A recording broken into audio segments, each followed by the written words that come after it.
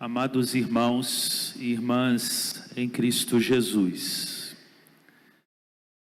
ao longo dos anos, nessa celebração solene de Corpus Christi, tenho me servido do espaço da homilia para refletir com o povo de Deus presente nas 11 comunidades da nossa paróquia sobre diversos aspectos do mistério eucarístico. Me recordo que já aprofundamos sobre a questão da celebração da Eucaristia em si. Nós já refletimos sobre a Eucaristia e o seu aspecto sacrificial. Nós já refletimos também sobre Eucaristia e caridade.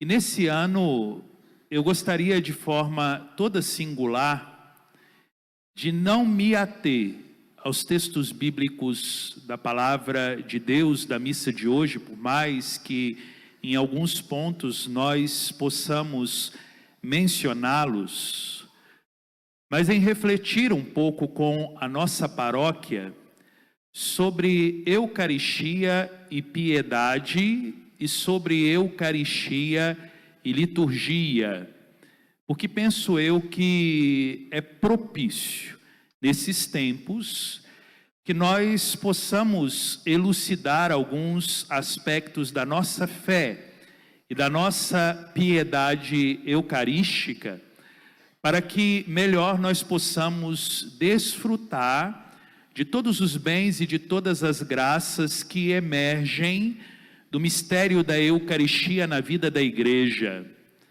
Me recordo São João Paulo II, quando, ao escrever a sua encíclica sobre a Eucaristia, a Eclésia de Eucaristia, ele afirma que é a igreja que faz a Eucaristia e é a Eucaristia que faz a igreja. A Eucaristia é o maior tesouro, o maior dom da igreja. E é um dom, como ouvimos no texto do Evangelho, a partir da analogia feita pelo evangelista de que ainda sobraram 12 cestos depois da multiplicação dos pães e dos peixes. A Eucaristia é um dom de Deus que é transmitido ao mundo pela via da igreja para a salvação do mundo inteiro. Porém, é importante, irmãos e irmãs, que nós aprofundemos da forma devida sobre toda a grandeza do mistério que todos os dias nos altares do mundo inteiro é imolado, é celebrado, para que assim possamos desfrutar de forma digna e de forma adequada daquilo que nós celebramos. Primeiramente, é importante, meus irmãos e minhas irmãs, nós recordarmos aqui qual é o fundamento histórico da solenidade de hoje. O primeiro Corpus Christi, ele foi celebrado no século XIII, no ano de 1246, na Bélgica. Tempo de grandes heresias, ou seja, práticas contrárias à fé na história da humanidade, e um padre, para poder fomentar a devoção e a piedade do seu povo, celebrou a Eucaristia e realizou a primeira procissão eucarística da história da igreja. Por isso é constitutivo da solenidade de hoje a celebração da Eucaristia, a celebração da Santa Missa, como estamos fazendo agora, depois uma manifestação pública da nossa fé, da nossa piedade eucarística, por meio da realização da procissão, e este momento é concluído com a bênção do Santíssimo Sacramento. Então, na igreja, O primeiro relato que nós temos da celebração do dia de hoje se deu no século XIII, no ano de 1246. Porém, o que fundamentou ou consolidou, do ponto de vista litúrgico, a celebração de hoje, foi um decreto emitido pelo Papa Urbano IV, no ano de 1261, logo depois de um grande milagre eucarístico ocorrido em Oviedo, na Itália, quando então, durante uma celebração da Eucaristia, o corpo de Cristo, ele veio a sangrar. Esse milagre eucarístico ainda hoje se encontra na Catedral de Oviedo. E diante daquela manifestação extraordinária da verdade, de que, de fato, o pão não é mais pão, o vinho não é mais vinho, mas se transformam pelo poder do Espírito Santo, por meio da transubstanciação no corpo e no sangue de Jesus, o Papa Urbano IV, ele decidiu então em 1261, em instituir para toda a igreja, na quinta-feira, depois da solenidade da Santíssima Trindade, a festa de Corpus Christi, ou a festa do corpo de Cristo, que é, meus irmãos e minhas irmãs, um desdobramento do mistério que nós já celebramos na liturgia da igreja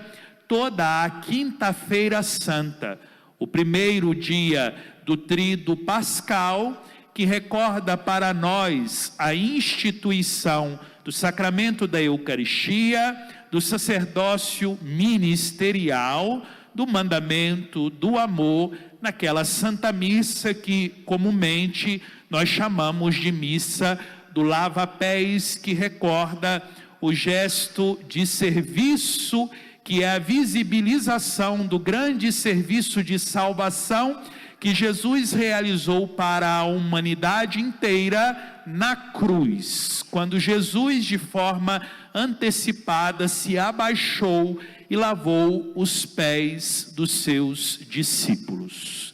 Então, o que fundamenta a missa e a solenidade de hoje é, de fato, a concretização ou a visibilização de que o pão não é mais pão, o vinho não é mais vinho, mas são verdadeiramente o corpo e o sangue de Jesus, prova essa que se deu, a primeira delas na história da igreja, com o grande milagre eucarístico de Oviedo.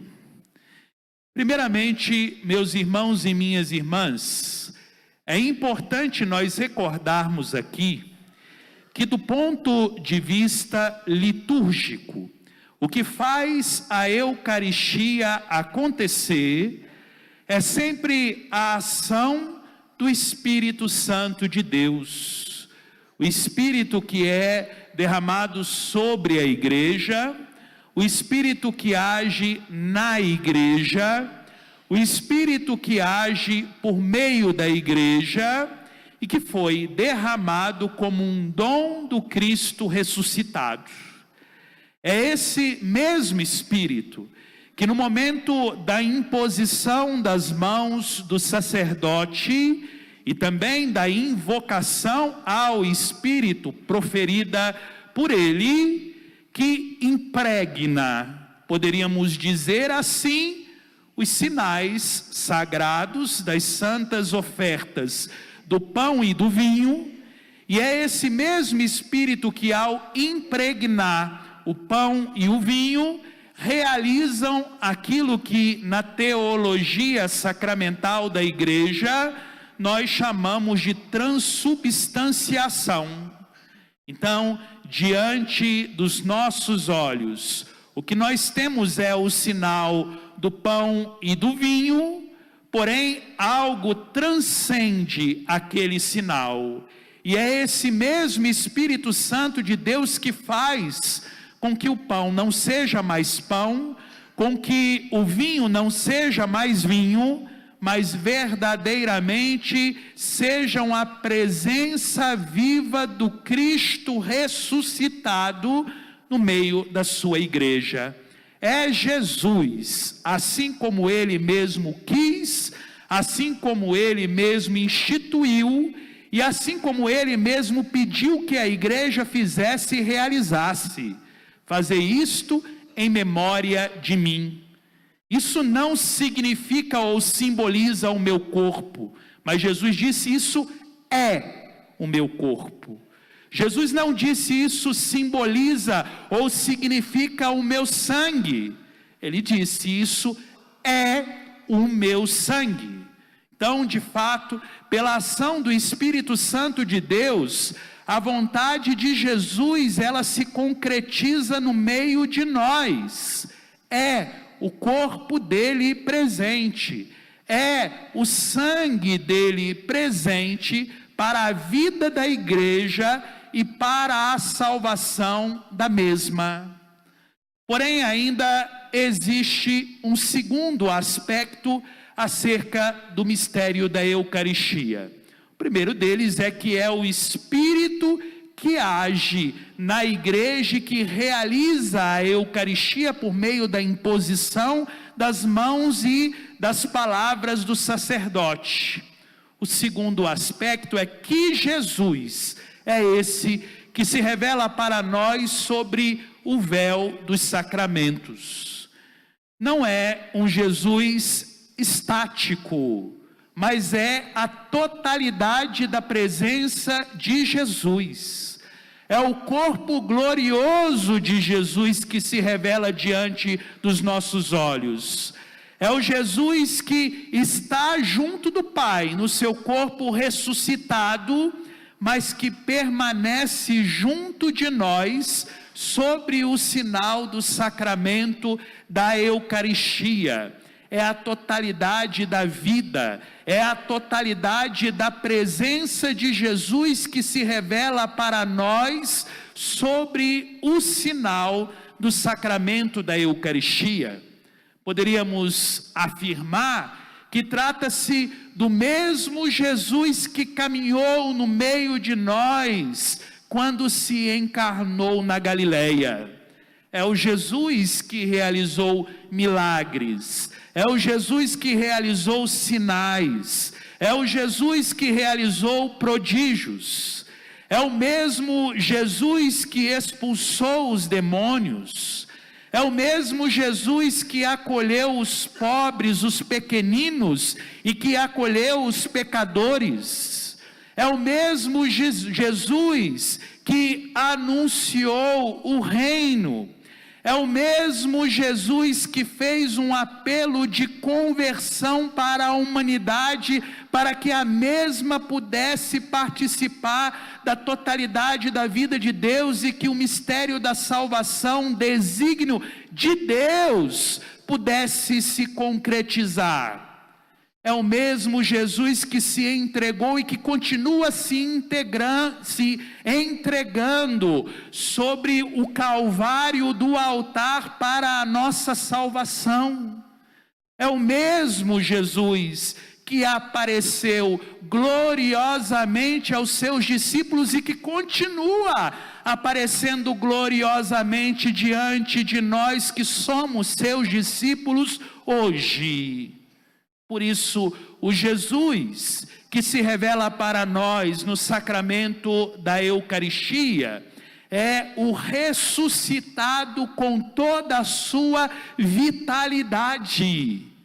É por isso, meus irmãos e minhas irmãs, que constantemente nós dizemos que o principal efeito da Eucaristia, quando nós a recebemos na nossa vida, na nossa existência humana, é justamente a graça de que com a graça nós também nos eucaristizemos. Ou seja, não recebemos uma realidade estática na vida da gente, mas recebemos, ao receber o corpo e o sangue de Jesus no sacramento da Eucaristia, a totalidade da vida de Deus em nós. E isso torna a nossa responsabilidade grandiosa e incomensurável. É por isso, meus irmãos e minhas irmãs, e esse é o último aspecto que eu gostaria de refletir, que a Eucaristia, ela exige de nós uma profunda piedade antes de a recebermos. O que significa ter piedade para receber a Eucaristia? De fato, para recebermos a Eucaristia é fundamental que o nosso coração ele esteja em profunda comunhão. Utilizando aqui uma palavra mais usual, poderíamos dizer em profunda sintonia com o mistério de Deus. Nós não podemos receber a Eucaristia de qualquer maneira. E é por isso que, sobretudo nesses últimos tempos da história da Igreja, os papas, eles têm tido tanto zelo, tanto amor, tanto cuidado com a vivência eclesial e também com a administração do sacramento da Eucaristia. E aqui tomando cuidado para poder não ser prolixo, mas é importante nós afirmarmos que depois do Concílio Vaticano II, e de fato também em profunda obediência ao concílio, dentro da liturgia da Igreja, os últimos papas, São João Paulo II, Papa Bento XVI e agora também o Papa Francisco, têm realizado alguns sinais na liturgia da Igreja que tem por objetivo levar os fiéis a compreender o significado grandioso e magnífico desse sacramento, para que possamos usufruir com dignidade desse grande dom que veio do céu para a salvação do mundo inteiro. Me recordo, estou lendo um livro agora do Papa Bento XVI, no qual ele intitulou, como um grande desafio para a igreja hoje, como sermos cristãos numa era neopagã. Como sermos cristãos numa era neopagã. E é por isso que, sobretudo, desde João Paulo II, mas sobretudo a partir do pontificado do Papa Bento XVI e agora o Papa Francisco, tem retomado isso. Papa Bento tanto falou da chamada reforma da liturgia. Reforma da liturgia. O porquê? Porque infelizmente nos últimos anos, Deus, Ele tem deixado de ser o centro da existência e da orientação do coração humano. E de fato, meus irmãos e minhas irmãs, Ele precisa de voltar a ser. Eu recordo aqui, certamente, muitos de vocês, sobretudo as pessoas mais idosas, devem recordar que antes do Concílio Vaticano II, de forma equivocada, as pessoas dizem que o padre, ele rezava de costas sem interação com o povo, e não era rezar de costas sem interação com o povo, até porque o Concílio Vaticano II, ele nunca aboliu essa experiência. E quem já teve a oportunidade de viajar pelo mundo, sobretudo em igrejas na Europa, sabem muito bem que a missa, ela continua sendo rezada nas igrejas versus Deus, assim como existe a missa rezada versus populo, versus Deus, de frente para Deus, versus populo, de frente para o povo. E qual era o sentido do rezar versus Deus? era justamente o crescer nessa percepção de que Deus, Ele é o centro da liturgia, Ele precisa de ser o centro da liturgia, e se Ele não é o centro da liturgia, nós vivemos a nossa fé de forma desfigurada, de forma desvirtuada, e não conseguimos comunicar a fé da igreja, mas os nossos personalismos humanos. E é por isso que o Papa Bento XVI, ele pediu, por mais que no missal fale que não exista essa necessidade, mas ele colocou como um sinal da reforma da liturgia a cruz no centro do altar. O que significa essa cruz no centro do altar? É justamente que Deus, que o Cristo, Ele é o grande protagonista da liturgia, é Ele que está no centro da liturgia. O padre precisa de desaparecer, e mesmo que a gente não enxergue o sinal da Eucaristia, do corpo e do sangue do Senhor, é bom que a gente não enxergue, porque a Eucaristia é mistério. E mistério a gente não tem que interpretar, a gente não tem que conceituar, a gente não tem que dar sentido, a gente simplesmente tem que experimentar. Quando o padre, ele é o protagonista, de fato, não se experimenta a fé no seu sentido mais profundo, no seu sentido mais puro. É o Cristo que tem que aparecer. É por isso que a gente não tem que enxergar muita coisa. É por isso que a cruz está sobre o altar, porque Deus é o centro. Não a pessoa do ministro e muito menos a pessoa humana. Deus é o centro. Deus é o centro. Deus é o protagonista da liturgia. É o Espírito que age na liturgia. É o Espírito que age.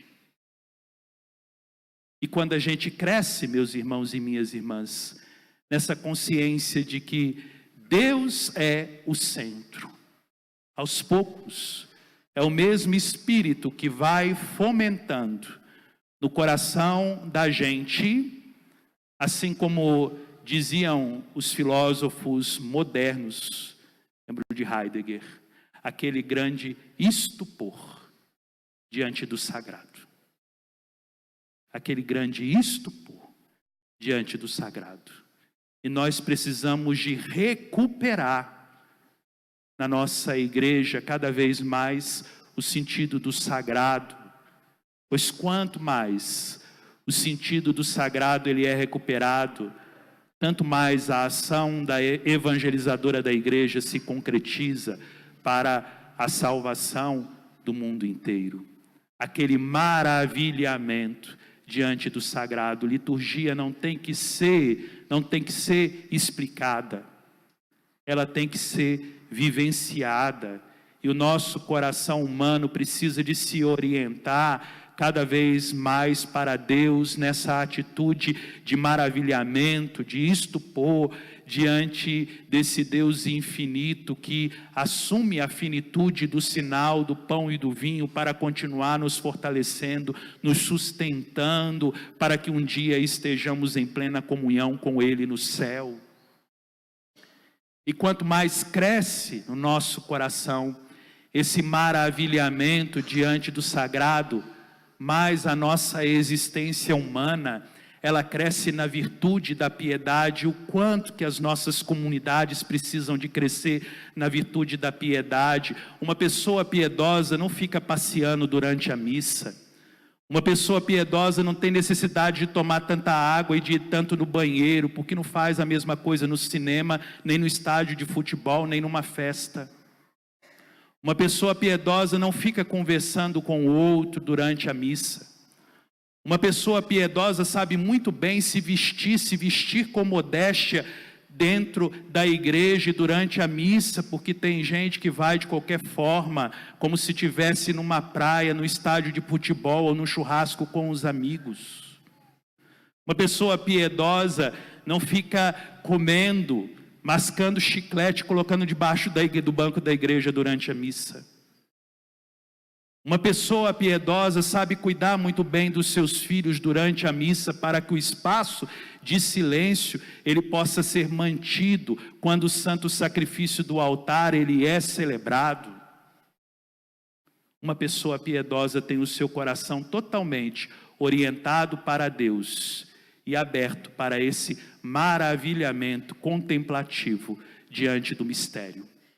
Uma pessoa piedosa, ao receber Jesus no sacramento da Eucaristia, manifesta com o seu próprio corpo essa piedade. Quanta gente que durante a consagração continua em pé, isso foi um equívoco, ensinado de forma errada, de forma totalmente equivocada na nossa diocese. O apóstolo Paulo, na carta aos Filipenses, disse que diante do nome de Jesus, que todo joelho se dobre no céu, na terra e também debaixo da terra, ou seja, nos infernos.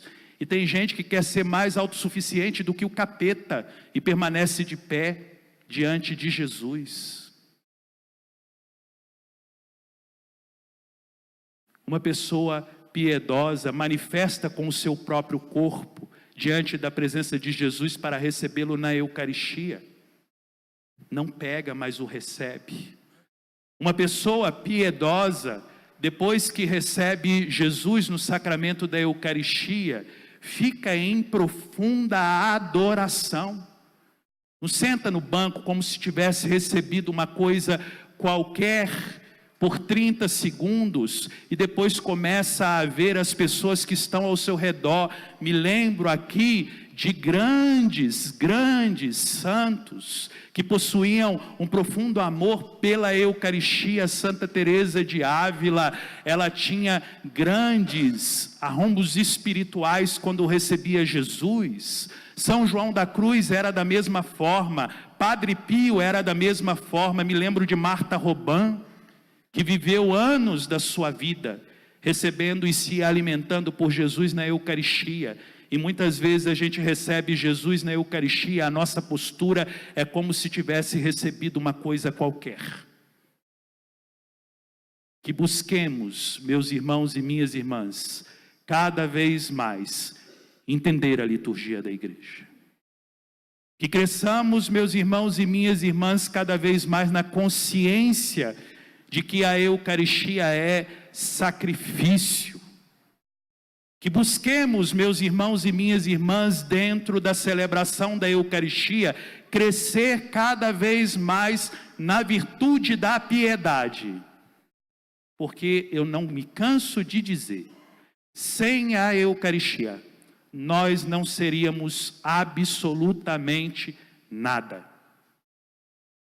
Nós não seríamos absolutamente nada. E quando a gente cresce nessa consciência de que sem a Eucaristia, nós não somos absolutamente nada, como consequência disso, crescerá também a nossa piedade, o nosso amor e a nossa adoração por este incomensurável dom, pão que vem do céu, assim como nós cantamos na sequência da missa de hoje, que foi escrita por São Tomás de Aquino. Que Ele nos dê essa graça.